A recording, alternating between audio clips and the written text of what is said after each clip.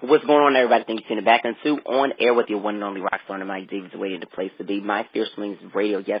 We've got our girl, Charmaine from Black Ink Chicago with us. What's going on? What's happening? Hey, how Nothing you doing? much. Doing great. How about yourself? Thank you so much for having me. I'm doing awesome. Listen, it's so great to have you because, like I was telling you before we even got on the air, I love your personality. You know, people might say whatever they want to say about your personality, like they do mine, you know, but we see it enough for ourselves. They got to understand. We can't be no bitches in the streets. It's so crazy that people don't understand my personality. I mean, I understand how I can look sometimes. People will call me a thot or all kind of crazy stuff, and it's just funny to me because that's the last thing that I am. I just love to have fun. I'm actually a really great time. You know, I'm totally respectable, but I just love to have fun. I like to bring good energy, you know, and that's what I do. So I guess sometimes coming across the TV, people be like, oh, no, she wild. And it's like, no, I'm not wild. I'm just a fun time. I like to turn up, you know, let's have a good time. You only got one life to live. Absolutely. And I was about to say that, like, I think that's the whole aspect that people don't get. Like, if people just go with life and they're just like, okay, we're going to be here tomorrow, da-da-da-da. No, we don't know that for sure. You never know, yeah. And it's not even just that we only have one life to live, but it's like at the end of the day, why we have to conform to what society wants you to be as what society calls a lady. You know, just because I like to twerk and have fun and have a good time. Yeah, I turned up with my friends, you know.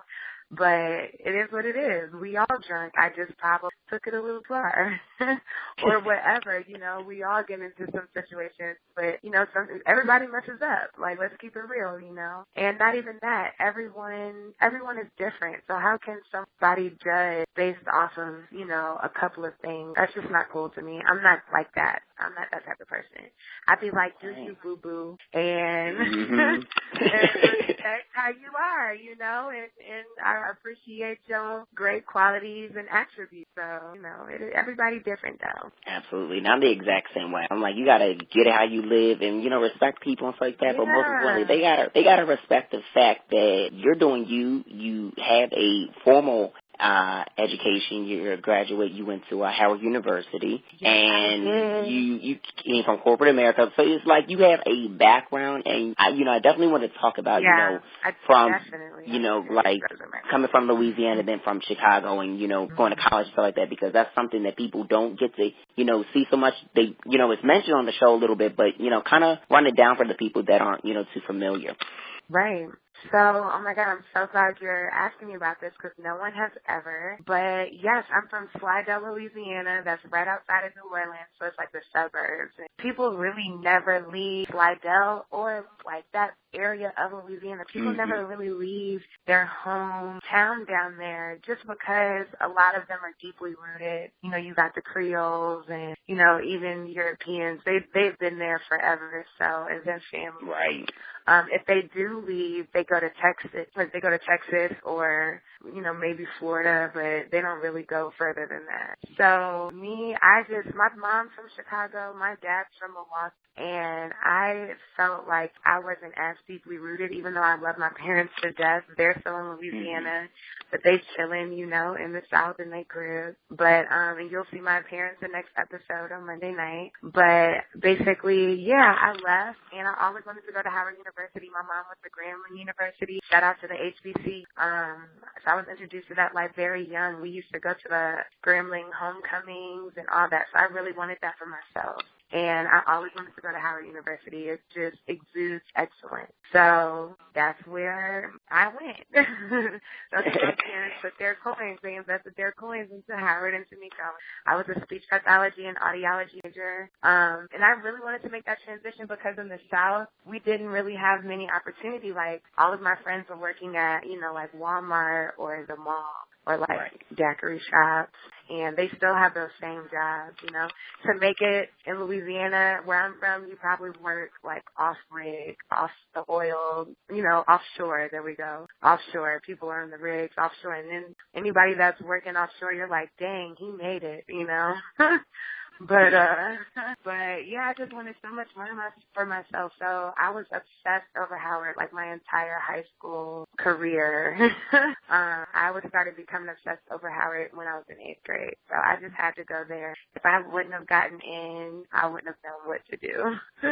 But shout out to Howard University. I went to Howard, and basically what happened? I went to Howard. I was a speech pathology and audiology major. It was so much fun, all that jazz. And I didn't want to go to grad school immediately just because that's a really hard major. And when I tell you, I was burnt out my senior year. Like, graduated that year with a 3.2, but that was the hardest 3.2 of my life. Oh, my God. Whoa. It was the hardest 3.2 of my life. Like, oh, my goodness. So I just needed a break. And in that time period, my mom and I were talking, and she suggested I move to Chicago because she would feel safe for me here, like safe with me here because, you know, I have so much family that lives here. So between her and my dad. So I was down with that because when I did my research, Chicago has a lot of, like in any major market, Chicago has a presence in any major market. So I could have a job. You know, I could always have a job. So that's why I moved to Chicago.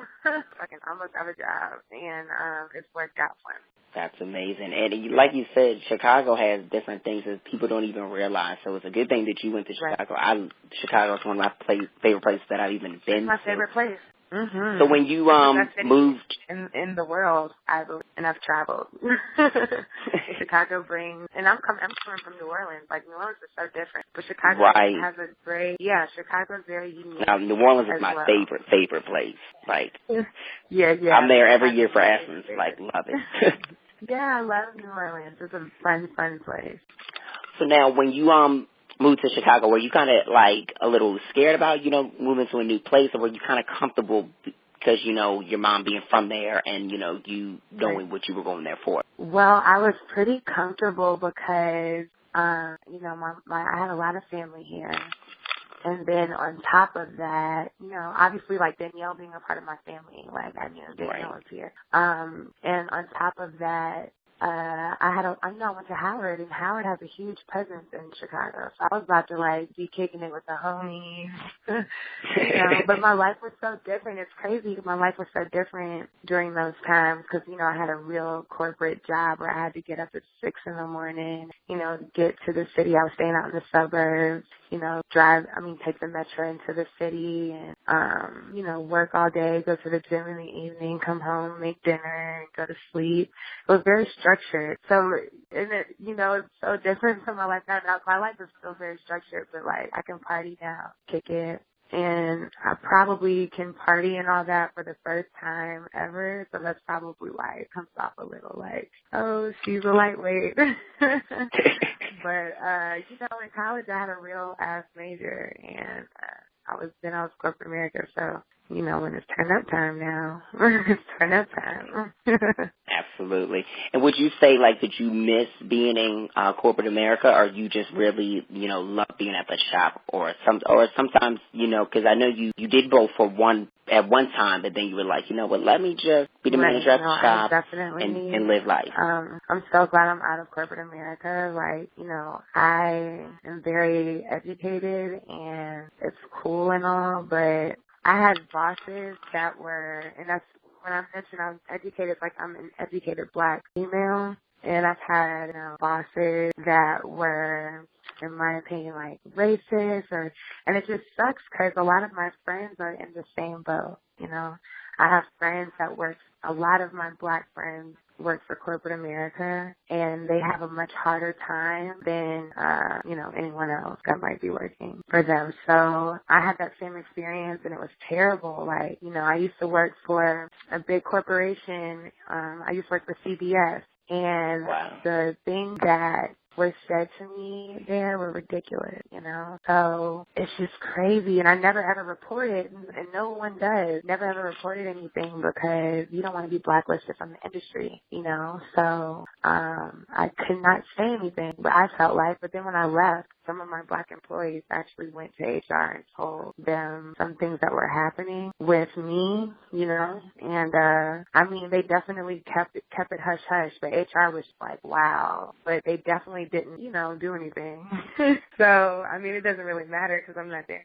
Right. I have a friend that's an architect, very respectable, one of the hardest workers I know because I've lived with her for 5 years. Hardest workers I know, and she was having huge issue at her architecture firm.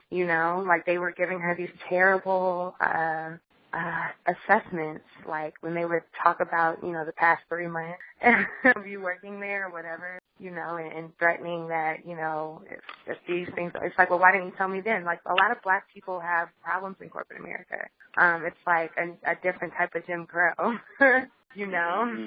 Crazy. So, no, I'm so glad that now I went to work for Groupon, and that was a different experience. I had a really good experience at Groupon because Groupon's a different type of company. It's a new tech company. The tech companies, they operate differently.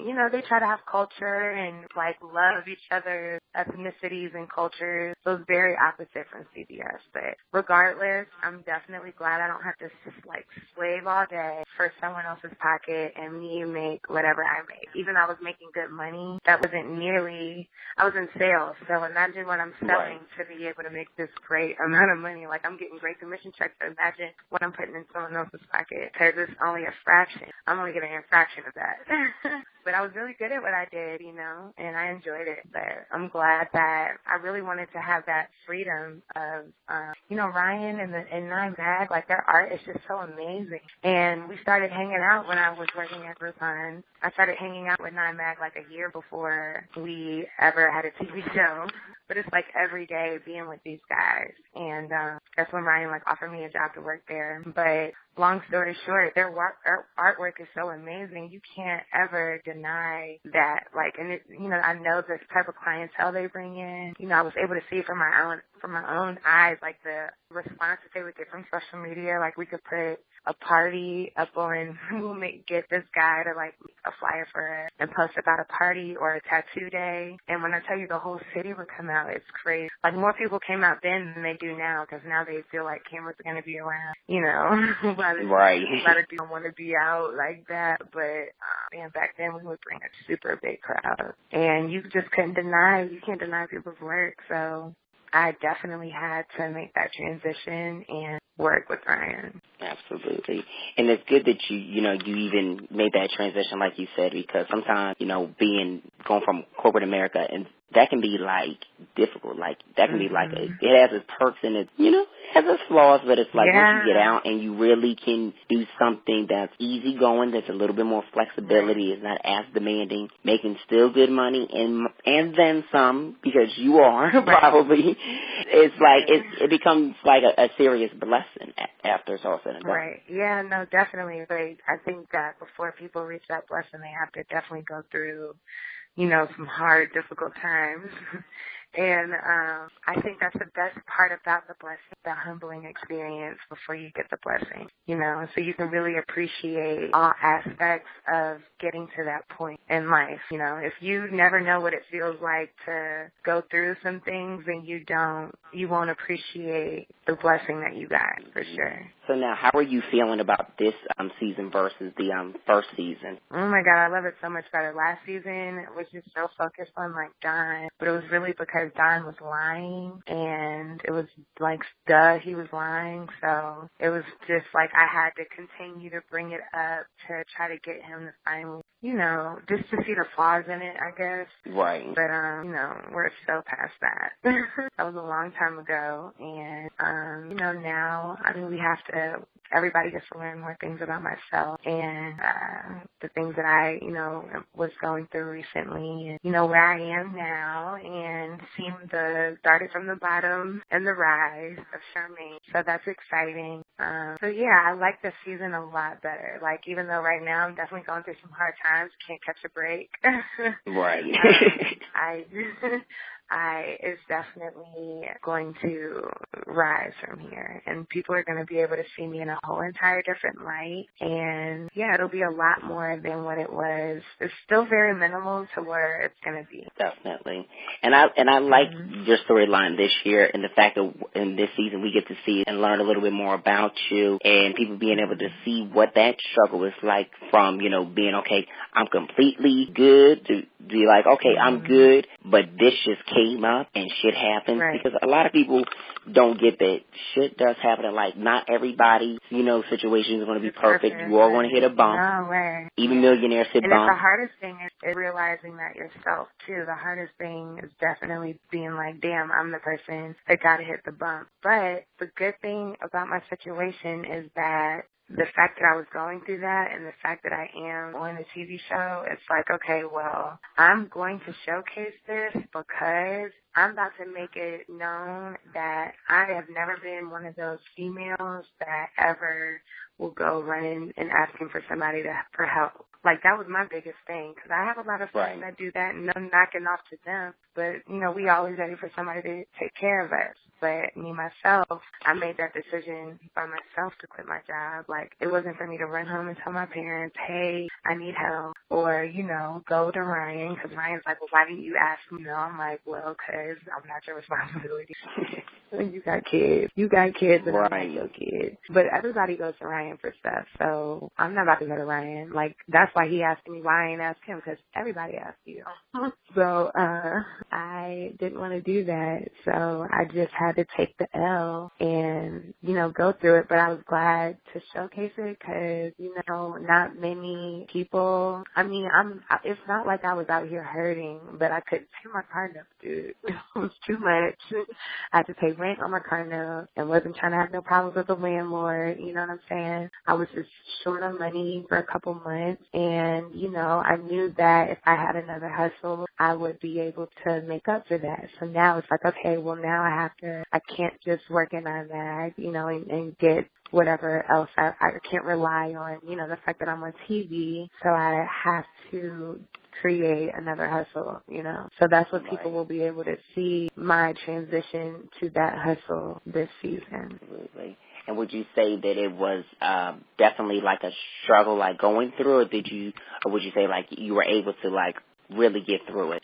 No, it was definitely a struggle, like, for sure. It was a super struggle. But for whatever reason, I think because of I knew I was going to be okay. It might be by the grace of God, or I knew I was going to be okay. So I definitely was very stressed out and everything, but it wasn't I wasn't depressed about it. It was just like, okay, you got to figure it out. Like, you have the ability to figure it out. So now you got to find something that you love, that's not corporate America. It's not like, because, now people recognize me because of this show. So I can't just go do anything. So I had to really figure out my best position in where I would want to take my career. So, I'm not trying to do something that everyone else is doing right now. So even though I was in the position, I was still trying to make smart moves. I wasn't trying to fold under pressure. So that could have also kind of prolonged my money situation, like my finances. But I don't know, I just felt like, with me trying to build a brand and everything, it was just really important for me to really think about my next move. So definitely. And can we talk about the next move with your brand being this fashion blog that you're getting ready to launch? Well, no, I'm not launching a fashion blog. I don't know if you looked up me or my cousin. I know Danielle's launching a fashion blog, but she wants to.